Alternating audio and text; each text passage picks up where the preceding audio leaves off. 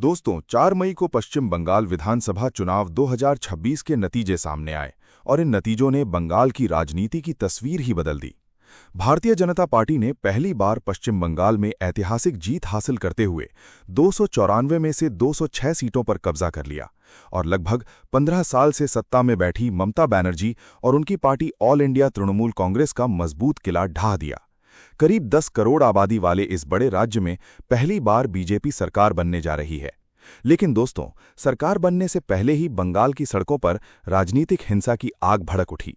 BJP और TMC समर्थकों के बीच झड़पें इतनी बढ़ गईं कि अब तक कम से कम 4 लोगों की मौत की खबर सामने आ चुकी है। पुलिस के मुताबिक चुनाव परिणाम घोषित होने के बाद कोलकाता समेत कई जिलों में हिंसक टकराव हुए। पश्चिम बंगाल के डीजीपी सिद्धनाथ गुप्ता ने बताया कि हिंसा से जुड़े 200 से ज्यादा आपराधिक मामले दर्ज किए गए हैं और 433 लोगों को गिरफ्तार किया जा चुका है। बीजेपी का दावा है कि उसके 2 कार्यकर्ताओं की हत्या कर दी गई, जबकि टीएमसी का आरोप है कि उसके भी 2 कार्यकर्ताओं को पीट-पीट कर मार डाला गया। दोस्तों, 4 मई को जब चुनाव परिणाम आए तो बीजेपी समर्थकों में खुशी की लहर थी। लोग सड़कों पर जीत का जश्न मना रहे थे, लेकिन यही जश्न धीरे-धीरे हिंसा में बदल गया। 5 मई की शाम कोलकाता के प्रसिद्ध न्यू मार्केट और हॉग मार्केट इलाके में भारी बवाल देखने को मिला।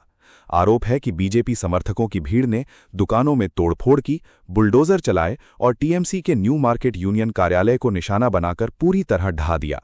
वीडियो में लोग बीजेपी के झंडे लेकर जय श्री राम के नारे लगाते दिखाई दिए। हालात इतने बिगड़ गए कि व्यापारियों को डर के मारे अपनी दुकानें बंद करके भागना पड़ा।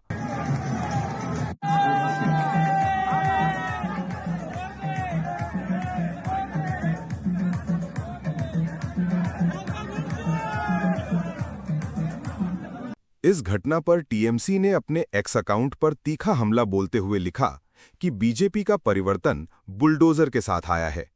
बीजेपी समर्थकों ने दुकानों और तृणमूल कांग्रेस कार्यालय में खुली गुंडागर्दी की है। नरेंद्र मोदी और अमित शाह ने अपने कार्यकर्ताओं को सड़कों पर बेकाबू होने का लाइसेंस दे दिया है।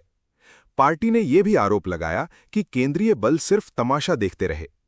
टीएमसी ने चेतावनी दी कि आज दुकानें निशाने पर हैं, कल राजनीतिक विरोधी होंगे और उसके बाद गरीबों के घर। दोस्तों, हिंसा सिर्फ यहीं तक सीमित नहीं रही। 5 मई की रात मुर्शिदाबाद जिले के जियागंज इलाके में रूसी क्रांति के नेता व्लादिमीर लेनिन की एक पुरानी प्रतिमा को भी तोड़ दिया गया। इस मामले में पुलिस ने 5 लोगों को गिरफ्तार किया है।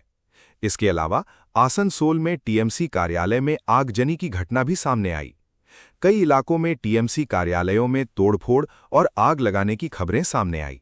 बंगाल के हालात देखकर ऐसा लग रहा है मानो चुनाव खत्म नहीं हुए, बल्कि कोई राजनीतिक क्रांति शुरू हो गई हो।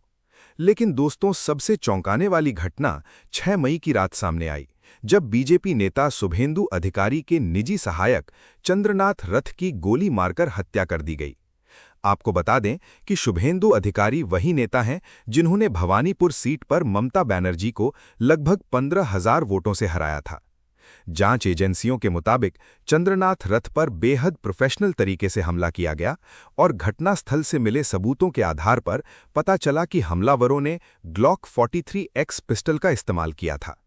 बीजेपी ने इसे सुनियोजित राजनीतिक हत्या बताया है, जबकि पुलिस और सीआईडी की टीमें मामले की गहन जांच में जुटी हुई हैं। दूसरी ओर टीएमसी के कई कार्यकर्ताओं की हत्या और हमले की घटनाएं भी सामने आई हैं। कुल मिलाकर बंगाल इस समय राजनीतिक जीत से ज्यादा हिंसा, डर और बदले की राजनीति का मैदान बनता दिखाई दे रहा है।